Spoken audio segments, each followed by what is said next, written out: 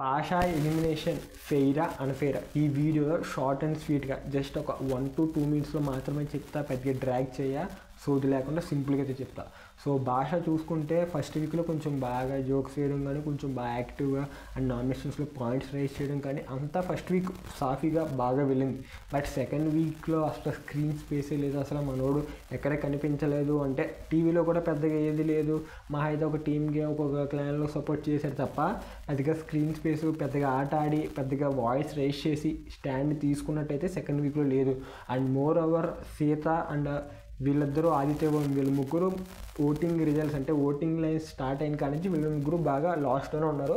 But Aditya అయితే లాస్ట్లో ఉన్నాడు first day of voting. But Aditya game వల్ల తను స్టాండ్ తీసుకోవడం మొదలుపెట్టాడు మొన్న ఆ గేమ్లో. సో అప్పటి నుంచి ఆదిత్య కొంచెం ఆడతాడు, ఒక ఛాన్స్ ఇద్దామని చెప్పి పైకి లేపారు. అండ్ సీత కూడా మోర్ ఓవర్ అక్కడ పెట్టిన టాస్క్లో బిగ్ బాస్ పెట్టిన టాస్క్లో కానీ ప్రతిదీ తను వాయిస్ రైజ్ చేసింది. అండ్ అభినవ్తో కొన్ని ఇంట్లో జరిగిన గొడవలు అండ్ క్లాన్ వల్ల గిన్నెలతో ఉన్నప్పుడు మాట్లాడడం ఇదంతా కొంచెం బాగానే స్క్రీన్ స్పేస్ తగిలి జనాల్లోకి అయితే వెళ్ళింది. బట్ ఇక్కడ భాష అయితే జనాల్లోకి వెళ్ళలేదు, పెద్దగా స్క్రీన్ స్పేస్ అయితే కూడా ఏది లేదు. అండ్ మోర్ ఓవర్ తనకి బేబీ బాయ్ కూడా పుట్టాడు, అది చాలా హ్యాపీ న్యూస్. గూస్ బంప్స్ వచ్చింది నిజంగా న్యూస్ చెప్పినప్పుడు. సో అది గుడ్ న్యూస్. బట్ ఆ న్యూస్ కారణంగా బయటకు వచ్చేయడం అంటే అది శుభమనాలా ఏదన్నా అదంతా పక్కన పెడితే so it's a good one man. ఎందుకంటే తన అబ్బాయి పుట్టాడు, వెళ్ళి చూడడానికి వెళ్తున్నాడు. సో సింపుల్ అంతే. ఒకవేళ రీఎంట్రీ మ్యాక్సిమం ఉంటుందండి. సో ఎవరైనా వ్యూస్ కోసం చెప్తారేమో కానీ రీఎంట్రీ ఉండదు. సీక్రెట్ టాస్క్ సీక్రెట్ రూమ్ అంటున్నారు, అది కూడా లేదు మ్యాక్సిమం. సో భాష అయితే ఎలిమినేట్ అయ్యాడు. సో ఫెయిర్ అంటే కొంచెం ఫెయిర్ అని అనిపిస్తుంది. అంటే ఇంకా ఎస్మి వీళ్ళందరూ ఉన్నారు, బట్ వాళ్ళు నామినేషన్స్లోకి అయితే రాలేదు కదా.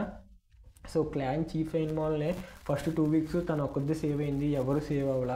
ఫస్ట్ వీక్ నిఖిల్ వాళ్ళు సేవ్ అయ్యారు, బట్ సెకండ్ వీక్ నామినేషన్స్లో వాళ్ళందరికైతే పడ్డాయి. సో ఎస్మికి ఈ వారం నామినేషన్స్ గట్టిగా పడబోతున్నాయి, అందులో డౌటే లేదు.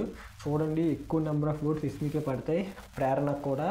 ఎందుకంటే వీళ్ళిద్దరూ సంచాలకుగా చేసినప్పుడు ప్రేరణ అండ్ అలాగే చీఫ్గా చేసినప్పుడు ఎస్మి చేసిన రోత పని మొత్తం అందరూ పాయింట్అవుట్ చేసి మంచి మసాలా ఉండబోతుంది. సో ఇలాంటి అప్డేట్స్ కోసం క్విక్ అండ్ షార్ట్ రివ్యూస్ కోసం మన ఛానల్లో వెళ్ళి వెంటనే చూసేయండి. Thank you.